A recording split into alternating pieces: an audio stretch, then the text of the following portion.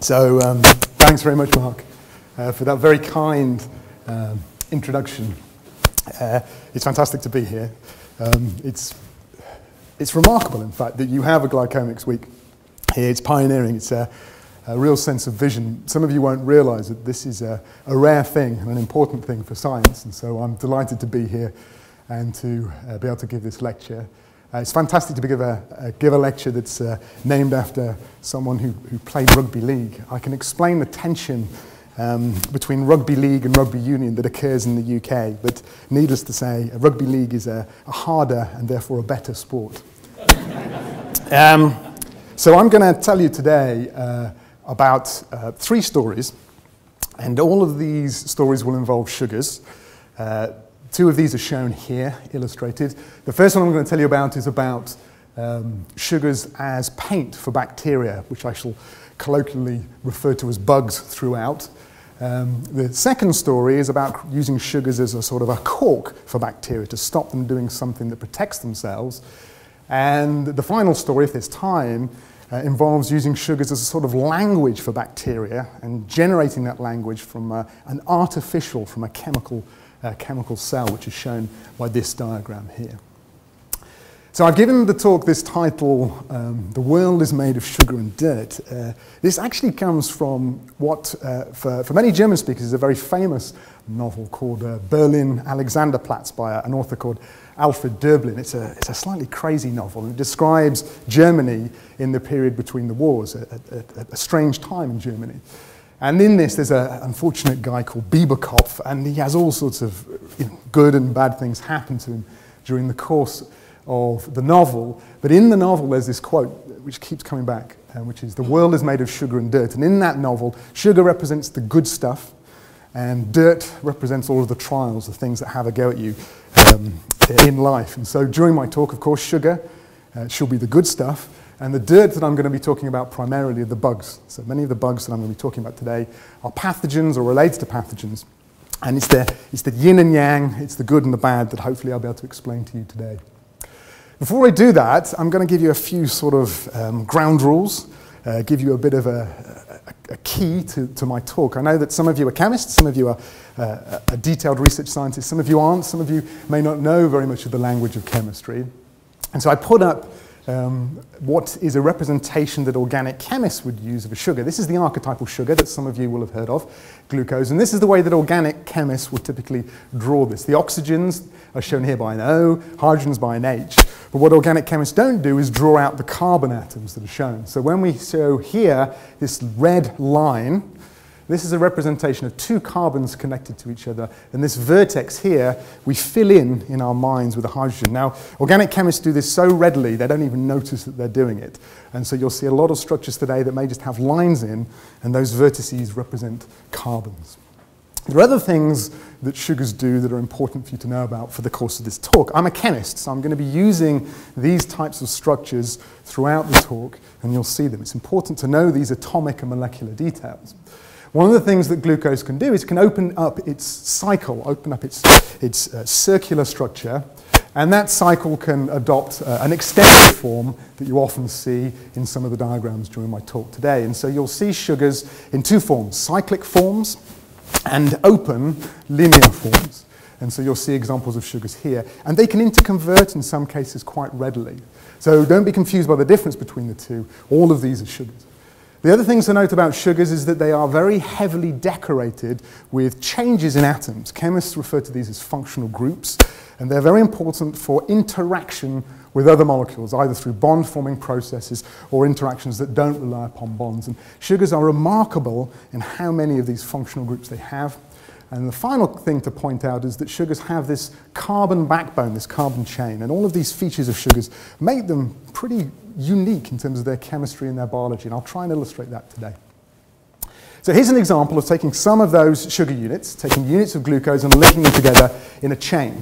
This is a famous example. This, in fact, is the most abundant form of organic molecule on the planet, way more abundant than petroleum. This is the molecule that we need to learn as a race to manipulate, cellulose. You can see it here in another representation. The grey spheres represent the carbons, and the red spheres represent the oxygens. Now, cellulose, some of you will know, is used as a wonderful structural element. Strings of this come together, and there's cross-linking interaction, and there's the formation of what is basically a wonderful biological material.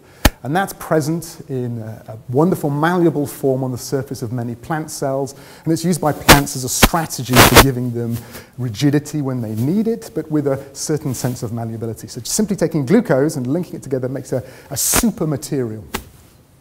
One of the things about chemistry is that a very small change can have a profound difference upon function.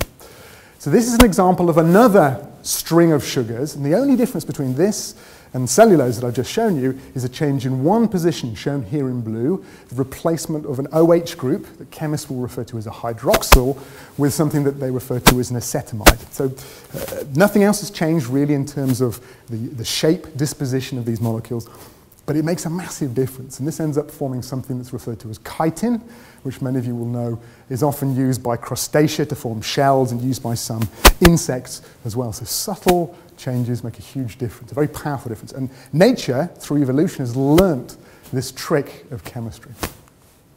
Now, another form of cell that is decorated, not just plant cells and examples of higher organism cells, another form of cell that is decorated heavily by sugars are the dirt that I'm going to be talking about, the bugs. And this is shown here in this cartoon. And this is an electron micrograph, a way of looking at a high resolution at the surface of a bacterial cell. And all this kind of hairy stuff sticking off this surface is sugar. And in this case, this brush-like sugar is protecting the bacteria, protecting the bug from attack, in some cases from attack by our own immune system. So this sugar brush ends up being a defensive system for bugs. And this is a cartoon representation of the same thing. And you'll see a few of these cartoons. They're favored by biologists often. And then again, don't be too scared by the nomenclature that we're using here. Often you'll see sugars represented by these hexagons, and you'll see, for example, proteins represented by these spheres and sometimes by these ovals. And what is that bacterial cell surfaces, the bugs, are very heavily composed of sugars. And those sugars are essential to viability. What we mean by that is if you take them away, the bugs typically die. Okay? So this is an Achilles heel, as well as being a protective shield that's used by many different bugs. And these come in different flavors. One that's often targeted is a very thick layer, referred to as peptidoglycan. Peptides mixed with sugars, peptidoglycan. Another that I'm going to talk about in the middle part of my lecture tonight is capsular polysaccharides, and many sugars linked together to form a capsule. And then sometimes we see the linking of these ovals or spheres, the proteins with the sugars to form glycoproteins. And I'll talk about some of that work tomorrow for those of you who can be in the lecture tomorrow. So now that I'm mentioning proteins, you'll see those as sort of bit players in my lecture today. So I thought I'd explain to you how those are put together. Some of you will know this, some of you won't, but this is important. It's an important aspect of things that you should know. We know that proteins are made up of repeating units called amino acids. They're called amino acids because chemists refer to this unit here, carbon, oxygen, OH, as an acid, a carboxylic acid, and this unit is an amine, and when you put them together, it makes an amino acid, alpha amino acid. Often these come with different flavors of bits sticking off. We call those side chains. There are 20 different flavors normally. And those can be linked together through a particular type of bond, a carbon-nitrogen bond, which we refer to as a peptide bond. Make a peptide, you can make more of those bonds to string them together to make longer strings that we call polypeptides, and then we can string those together to make even longer strings that we refer to as proteins. And then when you take these long strings and fold them up into balls, remarkable things happen. These folded balls can then do things in biology. These are the major workhorses of biology. They can do things such as form bonds. We refer to the catalysts of bond formation that are based on proteins as enzymes that can move things around inside and outside of cells. We'll see examples of those today as transporters, and sometimes they catch things. They're receptors. So you'll see examples of this today. Sometimes we represent these proteins in this type of cartoon-like manner. So all of these squiggles and whirls and sheets are showing you the structural elements that make up the folding of these balls. It's a bit important for chemists to understand what shape this will adopt, a bit like the net that you get when you fold a cube when you're doing origami. And shown here in the middle is this blobby structure. This is something that is being processed by this folded protein. This will crop up again later in my talk. So when you see these types of shapes and symbols, that's what they represent. So I'm going to talk to you about this particular pathogen. The pathogen in question is actually the stuff that's bursting out of this cell. This is a cell from your immune system, known as a macrophage, and the stuff that's bursting out is tuberculosis. Now, in some countries, there is a scary lack of awareness of tuberculosis. I know that in Australia, this is in quite sharp focus. There's a much further vision, but this is a disease that's been, to a certain extent, neglected by the pharmaceutical industry, and people will often talk about it by quoting mortality rates. 3 million people a year die from the latest WHO figures. What's kind of more scary is the fact that probably, we estimate, we're not sure, and I'll explain why we're not sure in a second, about 1/3 of the world is infected with TB. So, this lot. The rest of you can move away. The reason why that's not really a problem is often people will be infected with TB, might carry all of their lives and never even really develop the symptoms. You can lie in a dormant state inside your cells. And in a sense, that's probably meant that people don't really care because it's not something that causes an issue. Part of the reason we don't really know the numbers is because we can't really detect it. And that sounds strange because tuberculosis is an old disease, but there isn't really a ready method for the detection of tuberculosis. I'll show you some of the current gold standards in a second, but the project we've developed in collaboration with the Gates Foundation is to try and find the very first small molecule detection method for diagnosing TB, hopefully in a very quick and readily accessible manner. So the idea is we want to see the bug, be able to see it, and see that it's TB in a selective way. So we want to try and identify the bug, this cell, when it's surrounded by lots of other cells, to be able to say that's the right one. And the system that we've developed is a sort of a bug paint that's based on sugars, so that you can see that's the bug that I'm going after, that's tuberculosis. Now the current gold standards are things that are pretty crude. Most of them are over 100 years old. One is referred to as acid-fast staining. The surface of TB is kind of waxy, and so you can basically throw dyes on it, that's all they are. These dyes stick in the wax, and because tuberculosis is waxy, you can't wash them out with acid. That's all that's involved. And so this is quite an old-fashioned process. It requires culturing, and it's not always incredibly reliable. Often, the final diagnosis is performed by radiographers using X-ray. So they'll do an X-ray of your chest. This is what people used to be very fearful of in the early part of the 20th century. And they'll look for shadows that indicate lesions, holes that have been chewed out in the lung by tuberculosis. Here's an example of one that comes from a patient, which I think is particularly informative of the problems. You can see this hole here, very clear, arrows pointed at it, and the physicians diagnosed that as being a lesion that had tuberculosis, and it turned out that it wasn't, and through a series of operations in this particular patient, that turned out the lesion was over here. And so sometimes you're simply not going to be able to see what you want to see. We need to develop better methods, and at the moment we really don't have them. So what we'd like is a small molecule method that we can put into a person with allow them to see exactly where tuberculosis is. Now, the biology of tuberculosis makes this incredibly complicated. This is a complicated slide. That's because what TB does when it gets inside you is complicated. In the first few weeks, it's floating around doing active things, then it starts to jump inside your immune cells. And then there are two different types of TB. TB that is active and doing things and making itself, and you sometimes might detect that through the methods I've shown you. And then dormant TB, or latent TB, that gets inside your macrophages, those immune cells, and just sits there. In some cases, genuinely for decades. You may die infected by TB and never ever see symptoms. And so what we need is not just a method that can paint a bug in the presence of other cells and detect it, but one that can do it when that bug is sitting inside cells, such as macrophages. And then, of course, it needs to be one that can do it inside organisms, inside patients, inside the lung. So how might we do that? How might we do this painting? Well, the method that we developed is specific and selective to tuberculosis and relies on two molecules. These are old-fashioned names, wonderful names. One is called cord factor. This was first described hundreds of years ago. It's an old disease. And the second is one called antigen 85. This one, in fact, is a protein, and this one, in fact, is a sugar that was at the heart of the work that we developed. Both of these two molecules are basically unique to tuberculosis.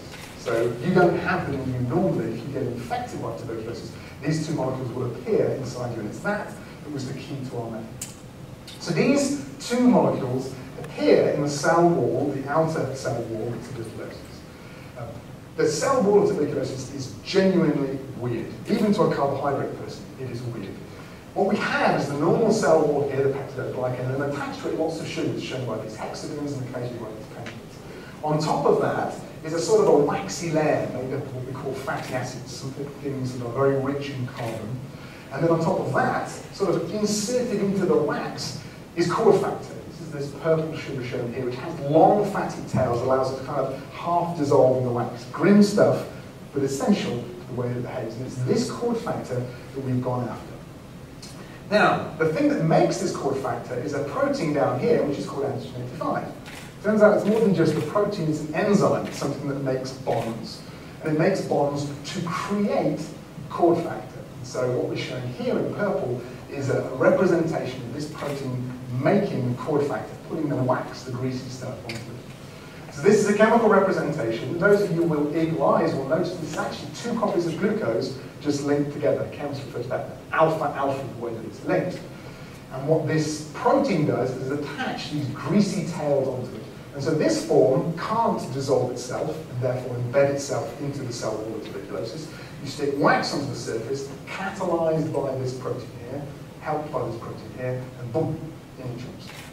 So this stuff is selective to TB. It's weird, and TB. And so our idea was, if we could introduce something into there that we could see and label, then what would happen is that this antigen 85, which is unique to TB, would take our labeled version of Trihalo's, of the scaffold, and it would grease that up too. We'd paint that with wax. And so you can imagine a situation where this cord factor here, which causes the structure inside tuberculosis that looks like a cord, is then processed and formed by this type of protein here.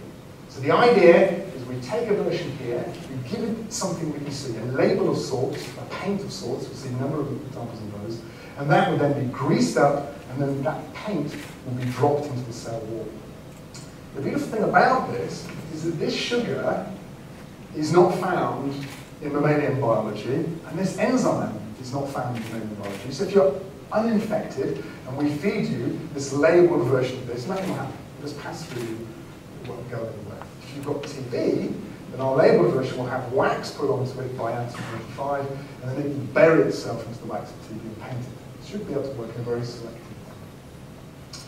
So, the idea is to develop a painted form, and I'll show you 3 examples that become increasingly more relevant when looking at people in the clinic. We're going to show you how you can do that in a laboratory situation, how it can be done inside macrophages, and then some very early evidence to show that we can do inside disease models as well. Now the first type of painting we use is very crude into the chemical standards, and that's to introduce a radioactive isotope, a form of carbon that emits radiation, quite a dangerous, hard-to-handle form called carbon-14. And this was done for proof of principle alone. We couldn't use this in the clinic, it's difficult to handle, people don't like it, but it at least showed us whether this would work or not. This is the type of way that research goes. You come up with an idea, you test it, and then you try and translate it, put it into a form that's more useful. So this is going to act as our paint, as our label. There's lots of information on this slide. The key thing to notice is when we take our radio-labeled stuff, our radioactive version of that sugar, and we feed it to tuberculosis, it goes inside.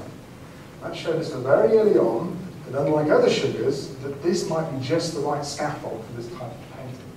The very exciting thing to show you here is that this bar is high and this bar is low, and that shows you that not only will it work for tuberculosis, but it will also work, in this example, when tuberculosis is inside those immune cells that I showed you again. And this is just a way that chemists use of smashing up and separating molecules. And this showed us too that it was being incorporated into the wax when we looked at tuberculosis. This comes from chemical extraction. So this is stuff from the lab. This is a way of saying, yeah, this looks like it might work, but this is nowhere near the answer that we needed. The next step is trying to think of a label that we could take into cells that could be used widely, that was less dangerous, if you will. And so what we had to do was to try and create an unnatural version of Trihalo's, to try and create a modified version. Now that's kind of tough, because remember, our scaffold needs to be processed, needs to be hugged, as it were, by antigen 85. And of course, if you put something too big on the side of it, it won't be able to process it, and it won't be able to cover it in wax, and it won't be able to paint tuberculosis cell walls. So what we use is a strategy referred to as structural biology to look at the places on our molecule that could be changed through chemistry and that would tolerate change and yet still be processed in this waxing mechanism that's performed by this enzyme, antigen 85. So this is a diagram that just basically is boastful. It tells you we can do loads of stuff as chemists. This is an example of taking that scaffold and making lots of different variants, over 40 variants of this, changing one atom to another, putting labels on, putting things that you can see, playing tricks to see whether they would be tolerated by antigen 85 or not. I'm only going to show you a couple of synthetic slides because it's important to show you the details. But the strategy of making changes to a molecule fits according to the way that you might design it. Chemists are very flexible people in terms of the way they build stuff. So we can take an original natural scaffold and alter it through a strategy of protection and modify and deprotection. I'll explain what that means in a few slides' time. Or you can take the two halves and glue them together by making a bond. And that's what a lot about what chemistry is, the selectivity of making bonds. And so you'll see examples of this in particular during my talk today. And that allows us to build these unnatural versions. And some of those, as you'll see, turn out to be pretty decent paints. So here's some hardcore chemistry. This is the sort of slide that I would use in a research talk. I put it in to show you this is the sort of thing that we do day in, day out. This is molecular sculpture. This is what chemists do on a routine basis. Here is an example of making one of the halves of that molecule we put together. And what we do is take a naturally occurring compound and we basically make subtle alterations on the way around it. The purpose of those alterations is shown by these blobs, these spheres. The grey ones show you the bits that we shut off. We stop them reacting any further. And the orange one shows you where we're trying to direct the reactivity. So what we're doing is taking a natural molecule that could react in lots of different ways, form bonds in lots of different ways, and curtail its reactivity and say, we want you to react only at the site shown in orange. And that's what chemists do. They have this power to force molecules into sculptures that are breathtaking. We can do that for one half. We can do that in a similar way for the other half. And so we can force these two halves to come together only at the sites shown by the orange spheres. We can force that to happen through chemical methods. We can take off all of those blocking groups, and then we can push it through to something that can finally be painted in a selective way. And this green lump here is something that we refer to as a fluorophore. This is an example of a fluorophore called fluorescein. And fluorophores are kind of remarkable molecules in the sense that they shine light on them, they accumulate the energy associated with light, and then they do something pretty wonderful. They emit that light, but at a different wavelength. They do it over certain time periods, and that's a very powerful way of seeing things in biology. You'll see some really quite nice images in a second that show that. So this is an example of something that we're going to use as fluorescent bug paint to try and see TV. So how does it work? How good is this stuff? So this is an example of tuberculosis culture underneath the microscope. You can see the scale bar here. And when we throw this stuff on it, this is the stuff that we're going to throw in. It's right away. You can see that the paint works. It's selective. You can try and wash it off. You can see all of those bugs glowing green associated with fluorescence. This seems to be something that works. Now, as scientists, we need to check stuff. Okay, it's all good and well. We could have just got lucky with this type of painting. We can reassure ourselves that not only does it work, but it works by the mechanism that we propose. And sometimes that's important to make sure that we haven't made a mistake. And here's an example of that smashing up that I showed you before, that separation. It shows us now that our fluorescent paint is incorporated into the wax of the bug. So it does seem to be going in, and in particular in the way we think it is, based on the separation of these bands on this particular plate. The other thing is that it's selective. So this is a graph where this axis shows you the level of paint incorporated. We call it relative fluorescence. The higher it is, the more paint there is. This is an example of very painted stuff. We can work out how this works by changing conditions. Sometimes chemists and biologists refer to those as controls, but that's a lot about what experiments involve. So when we heat treat the bug before we paint it, and we kill it, and therefore kill antigen 85 from doing its waxing treatment, we see much lower levels. So it seems to need a live bug, and it needs antigen 85 to do it. So that seems to fit with what we want to do. When we use another sugar and put a fluorophore in it, something else that's random, that isn't based on this glucose trihalose scaffold, it doesn't go in either. So it seems to need that part to be selected, antigen 85 and trihalose. And then, when we take this and we throw in other bugs that are found in the lung, Staph aureus, Pseudomonas aeruginosa, Mophis influenza, these aren't painted either. So what we have is selective bug paint based on this idea of antigen 85 and cord factor coming together. So the idea that we can, this seem to work, and this is the data that kind of suggests that's the case. So it works on its own. Okay? So you look at TB and you say, a group TB is still TB, I can paint it. But the most important thing is, does it work inside macrophages? So these yellow arrows kind of point out, well, you can see these lumps inside macrophages within culture. You can see them kind of bursting out of the surface. You can see them in there with the naked eye. When we go in with our paint, you can see not only those, but you can also see ones that you couldn't really see. They're kind of buried deep down inside macrophage. Now I'm going to turn the lights down a little bit for this, just to show you things in a bit more detail. This is where things go horribly wrong.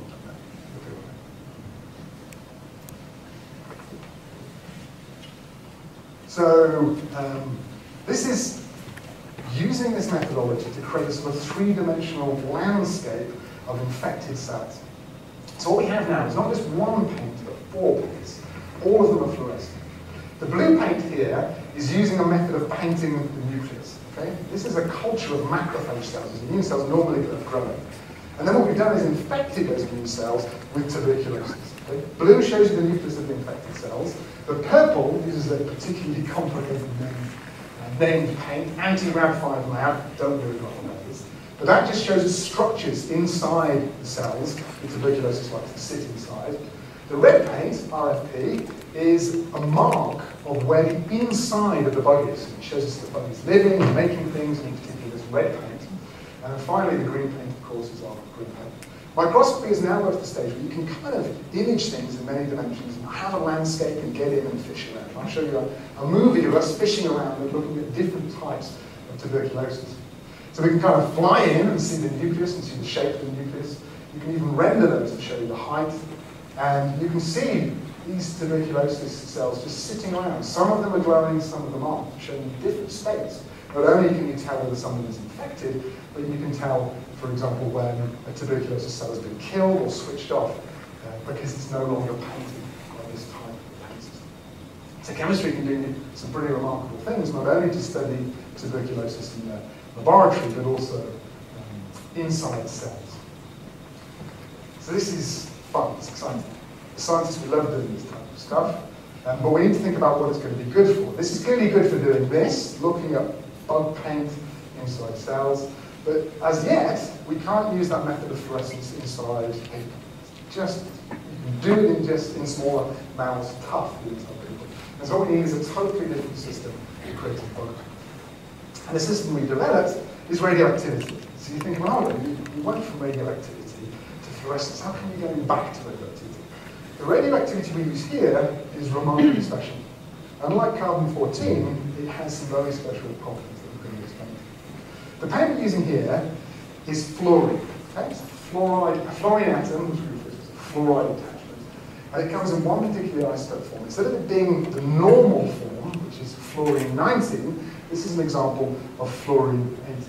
This 1819 comes from something we refer to as the mass number, and that comes from the sum of the atomic number and also the number of neutrons. The atomic number is represented by Z. This is the number of protons that we find inside an element. You add these two together, and you get the value 18. Normally, it prefers to be the value 19. And that's because normally we have one more neutron inside the nucleus of this particular atom. Now, the fact that this lacks a neutron makes 18F kind of crazy, and it needs to relax into a state where it's much happier. And that state that it wants to go to is a form of oxygen that is rare, but at least stable. And it does that through a form of radioactive decay that is weird, interesting. It does that, and this is what I'm going to say now, by emitting antimatter. So for those of you who thought antimatter was a ghost, was nonsense from Star Trek, it exists. And we use it. We use it routinely now in hospitals. So it emits something called a positron, which is a form of antimatter, and it adjusts for the change that's caused by emitting also something called a neutrino. It's a fundamental particle. And that causes an incredible change. It means it changes one proton into a neutron. Pretty cool. Now that's really interesting to the chemist, but that's not the useful bit. This change is the useful bit. The useful bit is actually antimatter that is emitted, positron. So this thing is a positron emitter. This positron has very low energy. It means it can kind of get through tissue, but doesn't go very far. Now, it's antimatter. The first thing you learn from Star Trek is that when antimatter meets matter, then we wobble. And it's true, that's what happens. So a positron meets an electron, and we have basically a form of annihilation. And there's lots of energy associated with that. We have to release it, and that release of energy occurs through two photons being shot out in completely opposite directions, almost at the same time, not quite, almost at the same time.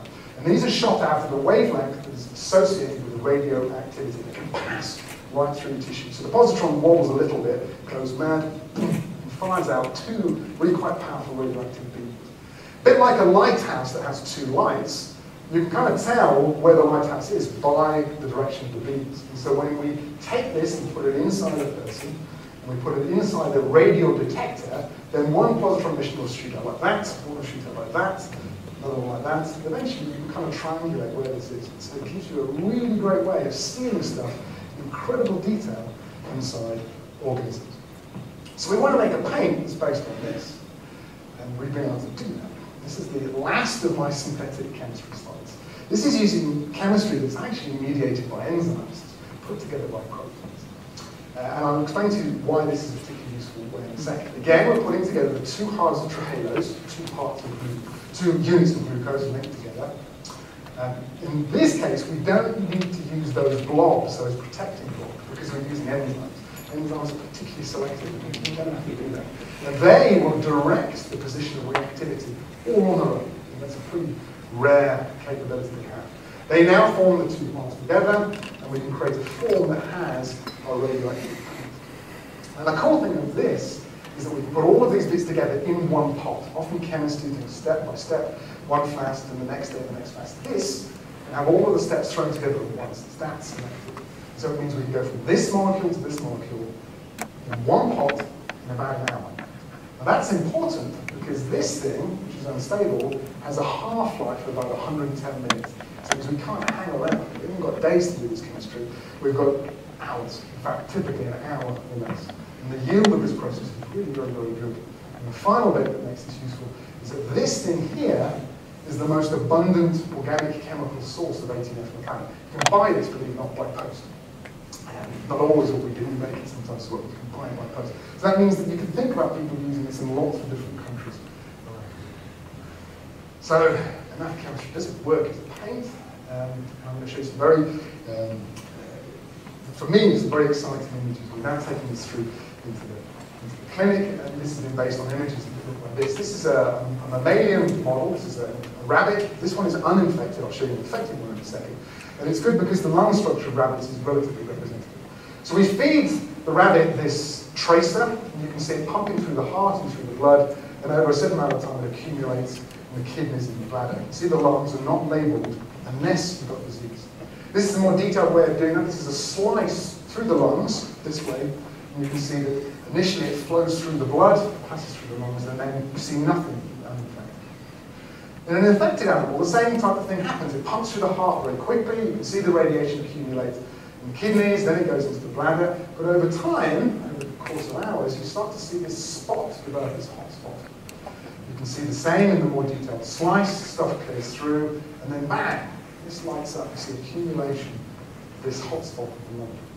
That's a bit more clear to see if you take these two, uninfected and infected, and compare them. Nothing inside these, inside the lungs of this disease model. This has been, an animal's been infected for about 6 months.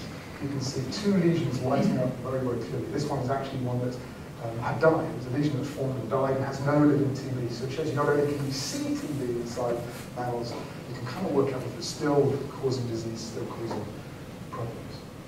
So we're now at this stage, and through the Gates Foundation, we hope soon to be able to translate that into the film. Now the next part about what I want to talk about is going to focus on aspects of the need for new antibiotics. And it's a remarkable thing to note that for almost 40 years we made no new antibiotics. Pretty incredible thing. Maybe the industry was distracted, it's not really clear. We now know that we need new ways of killing bugs. We realized the problem again in about 2000, but the decisions since then have meant that the strategies for making antibiotics have relied on some of the very old traditional methods. I'm going to show you now an example of perhaps a newer antibiotic. The reason why this is such a disaster is that this is what nature refers to as a perfect storm. as companies stopped making drugs, we saw the emergence of resistant forms of bacteria that you've all heard of, often through acronym. MRSA, in fact, in some hospitals in the UK, is now beyond 60% in terms of the prevalence, up to 90% in some hospitals in the UK. And so the last drugs that we have are very quickly disappearing. We might get to a stage where we can't treat infection. My grandmother, who died when she was 99, just a few years ago, said she always knew that it was a passing fad that you could treat infection. And I guess in a way she had that vision that we shouldn't be complacent. So one of the strategies we can adopt is to come back to this idea that bug walls are made of sugars. Not only look at them, but also use that for treatment. Current antibiotics actually rely on interrupting the formation of this key layer called peptidoglycan. And this is a complicated diagram, but it shows you this layer is made up in lots of different steps. And many of the antibiotics you might have heard of, penicillins, vancomycin, are focused on killing this. This is the target that we normally go after. But we kind of need new targets. And there are other sugars that are found inside bugs. And some of them, in particular these two, are very strongly antigenic. That means that if we could get our immune system to see them through all of the junk, then our immune system could kill them pretty effectively. But they're protected. They're protected by a layer that we refer to as capsular polysaccharide. I'm going to show you that in the example of a type of bacteria called gram-negative. And you can see that this is the target that we could go after. If your immune system could see it, it would kill this bug. But capsular polysaccharide is such a long, hairy beast, as you saw from those micrographs, that it stretches and covers it. It stops your immune system getting into it. The strategy you've developed is to stop this being formed and to expose it. A slightly new type of way of treating antibiotics. So here's this image I showed you before, and here's the hairy stuff. That's the capsular polysaccharide. This blue layer is the thing we want our immune system to get through to. What we'd like to make is these baldy bugs, and these baldy bugs are really flimsy. Okay? You throw this into blood, boom, they're dead in a second. So we want more of these and less of these. Now the thing that makes this stuff up here, this capsular polysaccharide, is a complicated biological machine made up of loads of blobs. These are proteins that are taking sugar from the outside, hair from inside the cell, and pumping it out, sticking it on the top of the bacteria. And we've worked out a way of stopping them doing this. The key part of it is this beige structure in the middle that is basically, this is a representation of it. It was a structure that was determined by a wonderful crystallographer called Jim Naismith. And this thing looks like a bottle. And basically that's because it is. It's a molecular bottle that has the function of pumping out sugar. Pretty incredible. I'll show you that in a bit more detail. So here we're showing the different atoms. Carbon is green, oxygen is red, and nitrogen is blue. And here's the bottle. So you spin it around. It's made of 8 copies of things. You can see it's hollow. It's a bottle. Looking inside. This is a molecular bottle that pumps sugar out to protect itself. The bottom of it has a kind of a valve that has to be engaged. The sugar can pump through. And when we spin it over, you can see if you kind of cut it down the side, you can see it's hollow and the sugar sort of comes in here and wobbles up. So what we've discovered is a cork, a molecular cork that can stop the bottle. So how did we do that? So the idea is that we came up with a system that would allow us to stop the transport. So this is the hair that's being pumped out. This blue stuff here is the thing that our immune system would like to go to see, but it can't get through because of all this hair that's sticking out. This is the bottle pumping it out, and we want to stop that.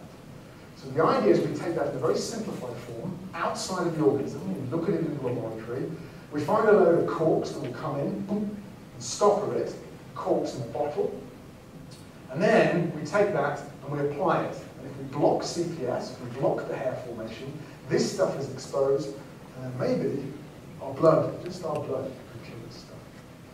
So we do this in the laboratory by taking it and building it again. So of course E. coli can build it, bugs can build it, but it's not always easy for us to build it. It turns out we can do that, quite a large thing, and then we can do something kind of neat with this. We can insert it into an artificial lipid bilayer, something that looks like a membrane in a cell, and then we can do something even more crazy. One copy of this, and we can put a potential difference across it in a very special apparatus. Now those of you who remember bits of electronics and know things about electronics, when you put a potential difference across things, if there are charged particles, then they flow. And these charged particles give rise, the flow of those particles to a current, and we can measure that in a single copy of the bottle and in a single system. And then see how it might be blocked. When things are flowing through it, we get one current, and when the cork comes in, boom, and stops it, we see a reduction. So this is our way of working out corks. So the idea is we want to try and work out which cork, and the idea was based on trying to guess, as chemists, how the bottle might work. We have this idea that the hair kind of twists through the bottle before we put it on. And when you look at it from the top, that gives you a sense of how you might design your cork. So this is the hair piping through. These spheres represent sugars in this particular case. When we look at it from top down, it kind of looks like a cork. It's cyclical, and so we decided to design something through chemistry that looked a bit like this, of the right dimensions, and to think about the right interaction. So, these are all the corks. Don't worry about the detail, you can't even read the detail. What you should be able to sense at distance is the shape. Some of them have lumps, some of them are big, some of them are flexible, and we had to kind of whittle them by making lots of different examples using chemistry. Turns out only 3 of the corks worked. These 3. One in particular, cork 13, was, this is it, I wanted to say this for a long time, was the corker. So, this just shows you how it might work. So here's the bottle, here's the current, we throw in the cork, this is the quantity of the cork, and you can see this drop. And this drop represents one cork, just one cork, a single molecule, dropping into a single molecule of the water, boom, and shutting it. Then it falls out again, and it goes back in again, it falls out again, it goes back in. So we can detect things at a single molecule level using that. Also, by playing with the inside of the bottle, taking certain amino acid side chains away, this is made of a protein, remember, then we can remove that blocking. That tells us as chemists, if we change the inside of the bottle, how the cork gets in there. So these 2 alterations get rid of corking, and therefore tell us not only the cork works, it tells us where the cork is fitting. It's an unknown binding site that we've discovered using this method. This is a representation of where the cork sits. There's the bottle, there's the cork, boom. And we can work that out using science. This is a more detailed representation. Here, this is this cork that's made up of sugars. In fact, in this case, these are also derived from glucose. And you can see this sugar is interacting with the side chains of certain amino acids inside the bottle. So if we blocked it, then this stuff should be exposed. And if we expose it, then we should see an antigenic effect. So how well does the blocking work? Well, as we take this stuff and we increase its concentration, this is a representation of how much of the hair we've got, capsular polysaccharide. You see the brightness decreases. We're killing the hairs, removing the hairs, making baldy bugs. You can see that in what we call a dose response. The amount of the hair on the surface goes right down to 0. So if that's right, we've made a baldy bug with exposed antigenic units. And our own serum contains something called complement. It should just kill it. It should just kill it dead. So does that happen? So this is a complicated bar chart with lots of bits of data on it. But these plates up here are Petri dishes, and the more dots you see, it tells you the more alive the bug is. We want to clear the plate. We want to kill all of those bugs. Here's normal growth, and next to it is a bar that shows you what your normal blood does without the help of our compound. Nothing. Diddly. Okay? A little bit, but hardly enough. But as we throw in our compound, as we increase the amount, we can kill simply by adding compound to blood. We make blood better by making these baldy bugs, the blocks. The really interesting thing as well is if we just take compound and no blood, it does nothing at all. This has very strong implications for this antibiotic acting perhaps without resistant mechanisms, because it doesn't kill on its own, it needs your blood to help it. So here's the key slide. Percentage survival as we increase the drug is right down to 0 in this concentration. So as we treat this stuff, we can use our own blood to kill these bugs. And so we can pump this stuff into the bloodstream of people, and your own blood would do the job. We think that this binding site occurs in a number of different species, not just E. coli, which is the one we looked at, but lots of other pathogenic strains. This isn't just a mechanism for one bug, it could be a mechanism for many bugs. So corks in not just one bottle, but many bottles. And this is a representation from the top there of the cork together into this in the journal where it was published a couple of months ago. So in the last 10 minutes or so, I'm going to tell you about something kind of weird. Bear with me, because no one really knows the answer to this stuff, but it involves making something that's a cell, it's artificial, it might be living, we don't know. I'll explain what that means in a second. Before I do that, I need to tell you that sugars are very good in communication. Sometimes that's because, as you've seen, sugars are found on the surface of cells, and not only do they have a structural role, they also have a communication role. It allows sugars to mediate communication between cells, sometimes referred to as a handshake. So this protein hand might interact with sugar. I wrote this is just a little slide. It shows you the things you need to think about. So I can ask this question, and the people who are can't answer yes. So is anyone here a Freemason? So people can't answer because there's a certain level of secrecy associated with Freemasons. In the UK, it's kind of shadowy because it's associated with, there's all these rituals about what you must do with people who spill the secrets of Freemasons. I wrote this article to try and explain this nature's handshake a few years ago, and in this I put this scheme, and I put this little legend that said it's molecular Freemasonry, and I thought nothing of it at the time. I wrote this when I was on fellowship at Gallagher, and about 3 months later I then had what I think is still the best email I've ever had in my entire life. I'm showing you now. And the key line is, look at this first line. I understand that you are a member of the craft. That sort of stuff doesn't even happen in movies. This is an email that I got. And then goes on to invite me and say, would you like to come along? And then there's this little bit. If not, please ignore this very weird email. So you have to think about what you do sometimes. So the reason that these are nature's handshake is because sugars can convey lots of information. They're very precise. This is shown here where a protein is binding sugar, using its hydroxyl groups as OH groups, sort of like fingers. It's a very shallow interaction, but it's a very precise interaction. It's very good at transmitting information. Because if you change the shape of these from up to down, then everything falls apart. You don't get handshaking anymore. And sugars are particularly good at sort of being precise, like keys and locks, in a way, a form of language. So this is a kind of a sweet talk, if you'll excuse the bad pun, that is dependent on the fact that sugars are brilliant at conveying information at the molecular level. So why is sugar so good at this? Well, it's basically the amount of variation that we see in biology. DNA, which you always think of as the code, is kind of lousy. Only 4 different words in that vocabulary. Amino acids have 20 different flavors. They're a broader vocabulary. I'm a bit worried now this is being recorded. I should change the title of that slide. And sugars, though, in particular, are remarkable because they can have what we refer to as stereochemistry. They can be up, they can be down, lots of different shapes, that gives you lots of different permutations. When you do them together, you get loads of words. So here's a calculation, theoretical calculation, that shows you 6 DNAs linked together, 4,000 possibilities, 6 amino acids, 10 to the 7th, that's a lot, but nothing near as compares when you link 6 sugars together. So these are brilliant at conveying levels of information we're trying to begin to think. And so we use these as informational molecules in a sort of a communication with bacteria in a sort of a language. We did that through creating chemical cells. Now this is kind of weird, so you have to kind of bear with me. But the basis of this actually came from some really inspirational papers by a guy called Gallagher. Most of you will have heard of. This is the man who came up with Chippings Test. This man was brilliant in my belief. This is his best paper in the journal, fantastic name for journal, Mind. And I'll come back to this paper in a second. Now, there's this field at the moment called synthetic biology, where people are building cells.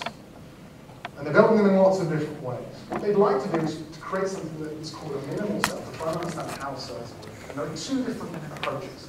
One is referred to as top-down. This is the sort of stuff that you hear about much more in the news, the sort of stuff that Craig Mentor does. He's basically taking a normal bug and kind of ripping bits out and then sort of splicing the DNA from other bugs. But he's kind of accepted that natural biology is the only way that we should understand cells. A lot of people, chemists, biologists, think, well, they need forms of life that aren't based on our systems that we'll never understand if we just rip apart our own cells or cells that are found naturally. And they dream of assembling artificial cells from all sorts of weird parts.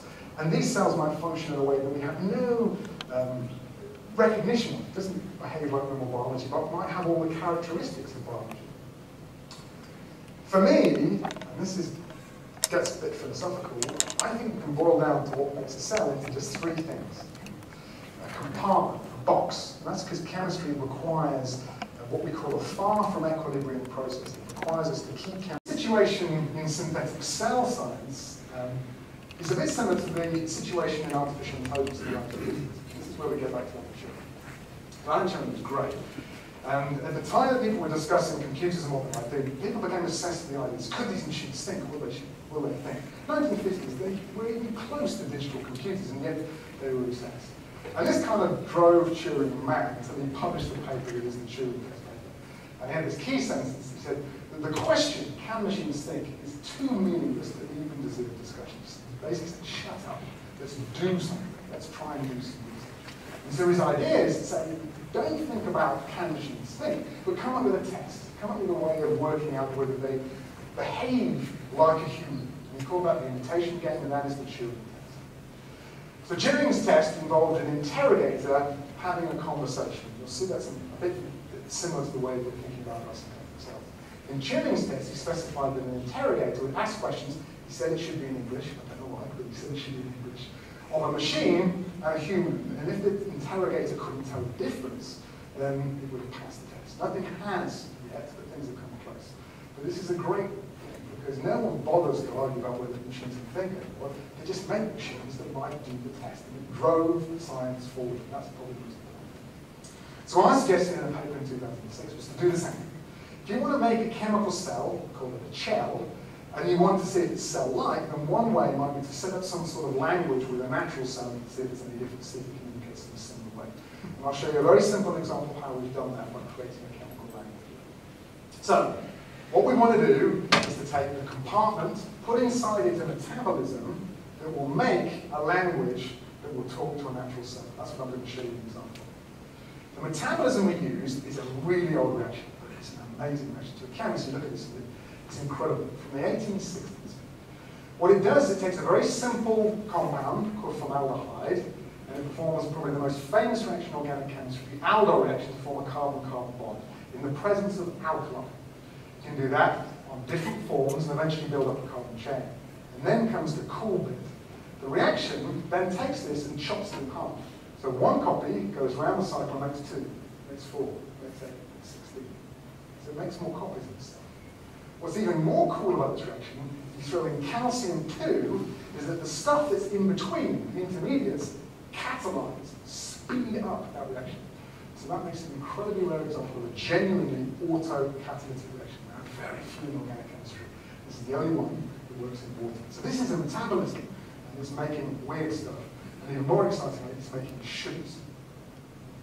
So, the way that it does this is under very extreme conditions that are nothing like life, sometimes in the presence of lead, very high concentrations of something that is toxic, and at extremes of pH. So what we want to kind of do is to see if we can use that in the heart of a cell. This is kind of a mad idea.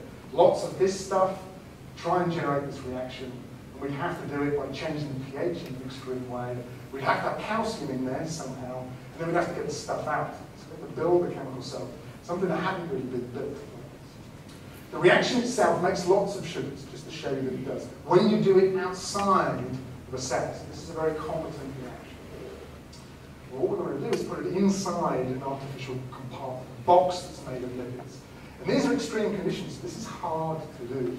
In the end, we found a lipid that was stable. We could show that it would make the box. And over many minutes, in fact over hours, this box sits there. And extreme pH is happening. It would fall apart. And that wouldn't happen with a normal cell under these extreme conditions. We can put in a shed load of this compound formaldehyde, which is pretty toxic, very high concentrations. And we can even show that those are stable over time.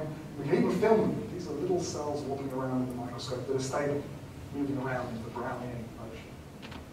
We can put in calcium. That's tough to do because calcium, under extremes of pH, makes calcium hydroxide, which crashes out. We have to do that in a very careful way. And then the key question is, what does it do? Put the calcium in there, we put the formaldehyde in there, change the pH, throw the switch. Does it do this? Does it make this stuff? So of course it does, otherwise I wouldn't be telling you about this. Here's the plot. And what it does is it makes sugars, but it makes them in a very different way. Notice it's not making lots of sugars, it's making very specific sugars. Intriguingly, it makes some of the sugars that you find in the backbone of DNA, which is kind of a bit spooky. And we can show the sugars through various methods that chemists use to characterize these materials. So that's all good and well, but can we use those sugars as a language, as information from this chemical cell? And the way we did this relates to this. You'll see this every one of this. This thing is weird. You have to spend a bit of time to get the scales right. This scale bar does say 250 kilometers. Okay? This is a satellite image for something that has been observed, probably we think about 300 or 400 years, called Milky Sea. And it's caused by bugs. Caused by a particular type of bug called Vibrio hardii, which we're going to talk to you in a second. This is a satellite image, and this is a great paper. This is a fantastic paper that was satellite imagery to see one of these milky seeds. This is basically a bacterial culture that is emitting light that is more than 250 kilometers off the coast of Somalia. An incredible thing. And so this is happening. These bugs are emitting light because they have reached a critical concentration, what we refer to as a core rate. They create a meeting this core rate. And they can tell that they're all there by talking to each other. The way they talk to each other is by emitting a molecule that says, hello, I'm here. And when there's enough of them around, they go, all right, let's glow. And then they do this. Incredible. We're not really sure why they do it, but it's used inside squid, it's used inside organisms. An amazing piece of biology. So what we worked out is that our chemical cell makes this stuff, can be used to make this stuff, and that's quite similar to the language that these bugs speak. So we wondered if we took our metabolism products, we looked back as a language for the bug. Turns out we can show in tests that it does. These blue bars show that it does, it activates, the bug responds. And then the key question is, could we get these to talk to each other? Our artificial chemical cell has inside it the potential to talk to the natural cell. If we could get the stuff out, it activates all of these genes, everything's switched on, the circuits switch on, and then as a consequence of that, we get the formation of light, and we get the formation of bioluminescence. And that's the glowing. So we need to get the stuff out to see if this works. One way of doing that is just to smash at the cells. We were impatient. But when we do that, then we see a response from the bugs. This is a response graph that shows you the bugs are glowing. So it shows you that our language works. But that's not really a conversation where you have to smash up one of the partners to get them to say something. Instead, what we did is drill a hole in the side of our chemical cell using a protein channel. This is a protein channel I'll talk about in more detail tomorrow. And that then allows the contents to leak out. And we do that, we now have a very calm and considered conversation between our chemical cell and the naturals. So this is, hopefully you can see this, I might turn the lights down a little bit more, just to show you this in detail. So what we're going to show you here, these are Petri plates over time of culture. These are all culture of those bugs that make the milky seed. The middle one has nothing going on. The left-hand one has artificial normal language added to it. And the right-hand one has a shell sitting inside it talking, releasing this stuff. And so what you should see as this works is that the normal one and the shell have a decent conversation with on a loop. And we see nothing. So we can see a language. As crude as it may be, we think this is the first example of this type of a conversation between an artificial cell and a chemical cell. And this was published in a paper a few years ago. So we can do this. We can have a one-way conversation, which, to be frank, those of you who know that have them, they're kind of dull. And so now we have a conversation that talks back, that we can get the natural bug to talk back and get the cell to change. And that might be a conversation that could lead to evolution of our chemical cell. Now, I know I've got a bit over time. I just want to spend another few minutes of your time to show you something that was inspired by some of the stuff we did. The research council that funded this put a great guy in as part of our team for a few weeks to come and talk to the scientists and see what we were doing. He's a designer, a filmmaker, someone who interprets science. He came up with something that is supposed to be an advert in about 2030 for pharmaceutical companies who have been using chemical cells. I put this up once and someone thought it was a current advert. They wanted to know where they could get these chemical cells. This is an advert from the future beamed back to us, describing chemical cells. So hopefully the volume will work. For over 200 years, the compressed tablet has been the preferred way of introducing medicine into the body. But when the tablet was replaced by the chemical cell, medicine changed, and so did our understanding of living things. The first true chemical cell approved for use in the healthcare industry is a simple construction. It is manufactured by forming an inorganic membrane around particles of a given drug compound. Only under specific conditions does the membrane become porous, releasing small amounts of the drug where it is required. Advances in metabolic engineering led to the second generation of chemical cells. Lying dormant inside the patient for several weeks, they monitor the condition of their surroundings. When triggered, they are capable of manufacturing a specific drug, releasing it as and when it is required. The third generation of chemical cells are equipped with the autocatalytic machinery necessary to replicate themselves. Useful for treating chronic conditions, they maintain a constant population in a patient over extended periods of time. By reproducing in pairs, the fourth generation of chemical cells bear offspring that combine the metabolic processes of both their parents. Often used when a patient's condition does not respond to a known compound, these offspring will produce novel varieties of drugs, some of which might have a positive effect. The fifth and most recent generation of chemical cells are characterized by one important additional feature. If these cells determine that the drug they are producing is ineffective, then they make themselves the target of the patient's immune system, which will treat the cell like any other pathogen, killing it. This ability to die subjects the chemical cells to a form of natural selection, allowing their evolution towards a more effective treatment of the patient's condition. The medicines described here represent key milestones in the development of chemical cell therapeutics, but they are also the increments on a scale between non-living and living things, the cellularity scale.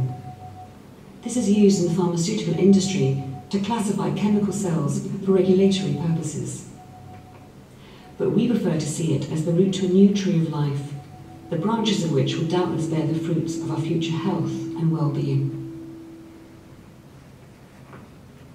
That's a kind of an interesting film.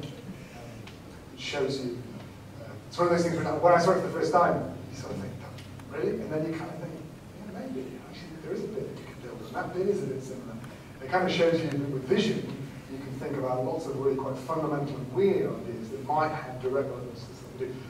The true message of places like this, of fundamental science, is we never really have a clue what's going to get to a point that makes a difference in mankind. So in an era where we're kind of worrying about making sure things do stuff in 2 years, 3 years, the really important stuff takes 20 or 30 years. I think it's an important thing to end on. So the people from the group who have seen far, who have driven these projects are, a lot of people have, the key players were 3 PhD students. The person who built the chemical cell was a guy called Paul Gardner, who in fact now works for the Australian Patent Office after his PhD, and that was a project funded by the EPSRC. Kerry Bacchus, she worked on the bug paint tuberculosis. There was a fantastic collaboration with Cliff Barry at the NIH and a number of other people. That was funded by the Gates Foundation. Kerry is now a postdoc at the Scripps Institute in La Jolla with Ben Kravitz. Ling Bing Kong was the PhD student who worked on the cork for the bacterial system. There's another great collaboration with Hayden Bailey in Oxford, and that was work that's funded primarily by the work of trust I received. It was a very useful personal funding from the Royal Society that I should mention. And thank all of these guys, because every single one of them contributes in some small way to our project. And finally, I need to thank you for your attention.